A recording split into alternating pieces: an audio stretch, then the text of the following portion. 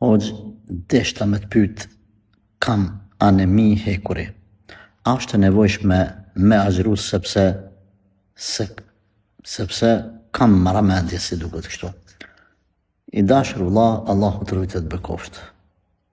Na themi e para, çdo kush e kemi ka një pengesë të vogël, që me dasht, me gjetë arsye, pa vend, gjojmë arsye mos me agjëru.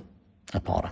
E dyta, askush nuk duhet me u bë me Allahun, me punu me hile, me lajka.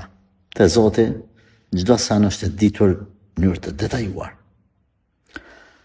Dalim për këtyre dyjave. Te e treta, nëse kemi smundje, të cilat janë serioze, ku mjeku insiston mos me agjëru,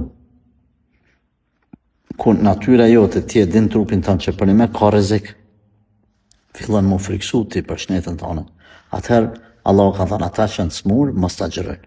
Tash unë nuk du me thonë ty përgjigje konkrete ty, me thonë ti që ke anemi hekuri, mos agjëra. Se nuk e di nivelin, rrethonat e smundjes tonë detajet.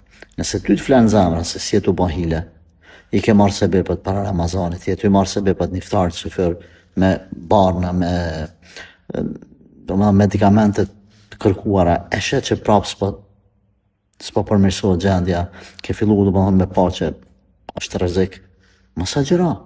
Por le të mbetet në këtë rast, masi nuk i di detajet, në përgjithësinë tonë, veç hile mos i bën Allahit, pastaj nëse mendon që vlen me prish, preshje.